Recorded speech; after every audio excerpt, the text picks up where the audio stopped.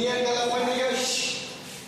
Suppose right, ये तो ए O B C, ये ए ओ बी और बी ओ सी ये एडजेसेंट एंगल लिखे थे।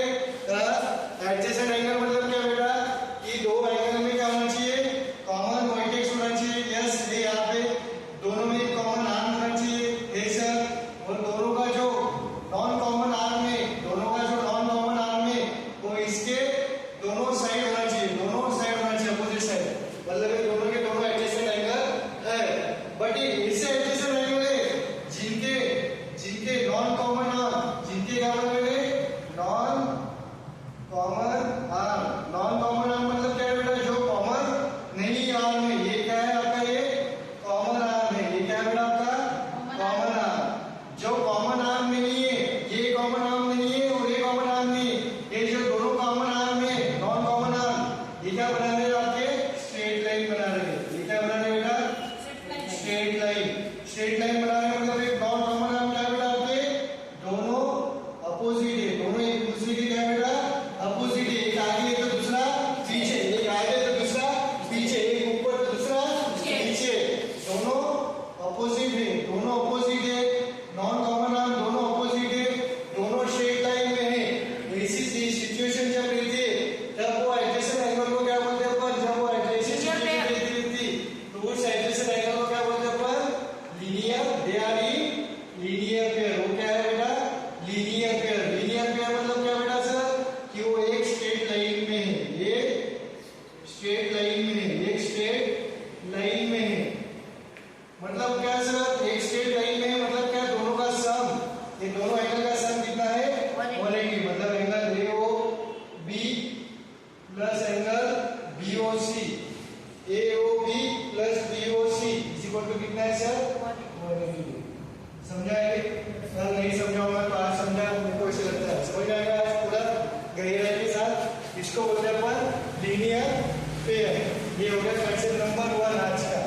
कंसेप्ट नंबर 2 क्या है बेटा आपका, कंसेप्ट नंबर 2 ये है सर, ये अपन उस दिन देखा था, लाइन को बाइसेक्ट कर रहा है। सपोज लाइन 10 सेंटीमीटर की है, लाइन 10 सेंटीमीटर की है बेटा। लाइन ये सेगमेंट कितने हैं, ए से बीच में कितने सेंटीमीटर के 10 सेंटीमीटर की है। अब मैंने इसको क्या किया बेटा, एक ऐसी लाइन मारी, एक ऐसी लाइन मारी इसके ऊपर, एक ऐसी लाइन मारी जिसने ए बी को कितने पार्ट्स में डिवाइड कर दिया बेटा, दो पार्ट्स में डिवाइड किया। कितने पार्ट्स में डिवाइड किया, ए बी, इस लाइन में ए बी को दो टुकड़ों में बांट दिया। ये पहला टुकड़ा, दूसरा टुकड़ा। अगर ये दोनों टुकड़े, अगर दोनों टुकड़े सेम रहे, मतलब ए बी 5 सेंटीमीटर का रहा, ए बी 5 सेंटीमीटर का रहा, दोनों इक्वल रहे, तो ये लाइन को क्या बोलते हैं अपन बाइसेक्ट करने वाली लाइन। इसको क्या बोलते हैं बाइसेक्टर।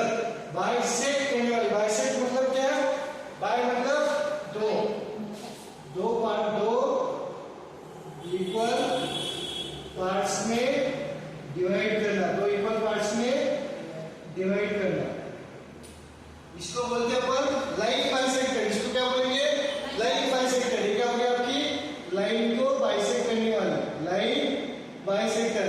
तो मेरे को बताओ यहां से ही कंसेप्ट एंगल बाइसेक्टर क्या होगा रे, एंगल बाइसेक्टर मतलब क्या होगा बेटा, एंगल बाइसेक्टर। बाइसेक्टर मतलब क्या है, दो इक्वल पार्ट्स में डिवाइड करना।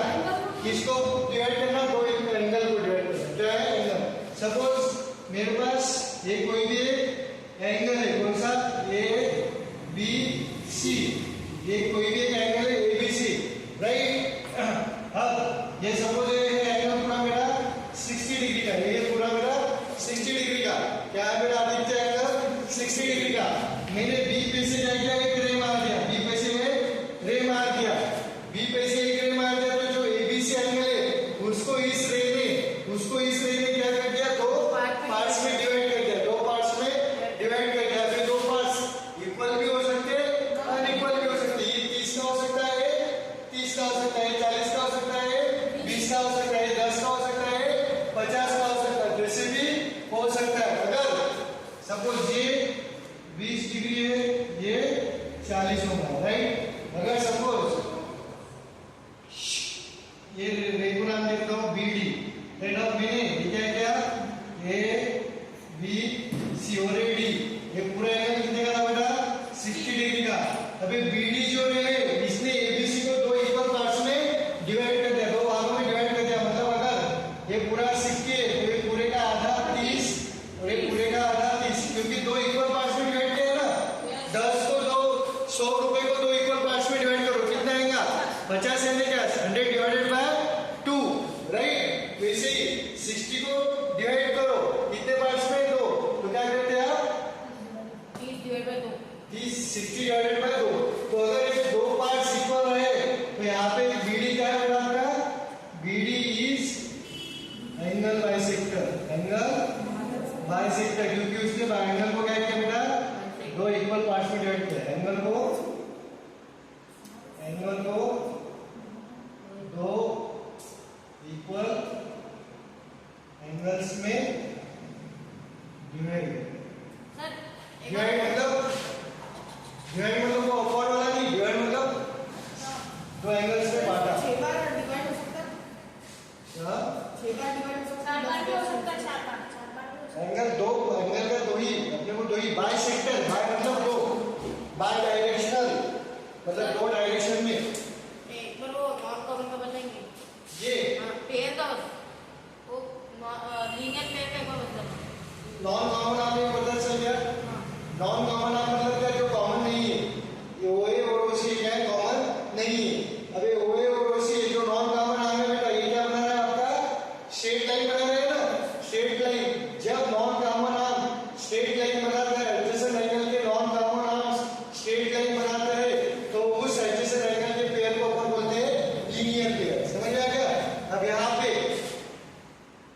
ये एंगल है सपोज आपका, ये और ये एंगल 1 और एंगल 2, 1 और 2 लीनियर पेयर है क्या नहीं, क्यों नहीं है, क्योंकि इनका जो नॉन कॉमन आर्म है, ये क्या है आपका नॉन कॉमन आर्म, ये स्ट्रेट लाइन में है क्या नहीं, ये एडजेसेंट एंगल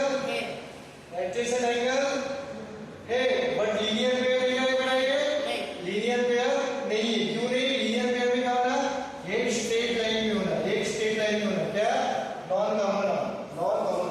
समझ में आएगा, एक स्ट्रेट लाइन में हो नॉन कॉमन आर्म, समझा। चलो तो एंगल बाइसेक्टर है, मतलब इसने क्या किया, पूरे इसने दो पार्ट्स में डिवाइड किया, बीडी इज एंगल बाइसेक्टर। तो अब मेरे को बताओ ये सेकंड फिगर में, राइट, इसको बी, इसको नाम दे दो, ये बी डी है ना, इसको नाम दे दो बी है, मतलब आप कंफ्यूज हो, राइट। अब मेरे को बताओ एंगल बाइसेक्टर है, मतलब ये जो बाइसेक्टर है, इसने पूरे एंगल को कितने इसमें डिवाइड किया, दो, मतलब ये टुकड़ा ए बी डी पूरे का कितना है 60 30 ए बी डी पूरे का एक चौथाई है, एक हाफ है या 1/4 है, समझा नहीं आपको। अभी देखो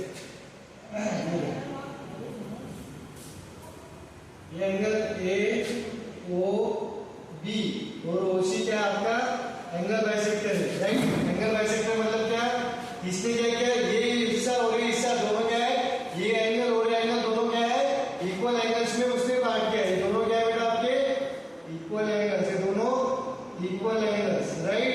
मतलब अगर ये एक्स है तो ये भी कितना होगा एक्स, ये 10 है तो ये भी 10, ये 20 है तो ये भी 20, तो पूरा कितना होगा बता मेरे को 40 x प्लस x पूरा कितना होगा 2x। तो ये एंगल पूरे का कितना है x, ये 20 ये 20, यहाँ तक इसको कोई प्रॉब्लम। एंगल AOB ये क्या है आपका पूरा एंगल, राइट। पूरा एंगल कितने का है 40 का, यहाँ तक इसको कोई प्रॉब्लम नहीं। जो दो पार्ट्स है, दो पार्ट्स कौन से AOC और COB दोनों क्या है बेटा आपके इक्वल है ना। ये कितने हैं आपके 20 मतलब 20 को क्या लिख सकते हो 40 का आधा लिख सकते हो ना, 40 का आधा 40 का है आपका angle AOC is equal to angle COB is equal to 40 का है आपका पूरा एंगल AOB डिवाइडेड बाय 2। समझा अभी। अब समझा क्या? अबे ये 20 डिग्री, ये जो इतना एंगल है ये पूरे का आधा, ये भी पूरे का आधा, ये 5 पूरे लाइन का आधा है। समझा?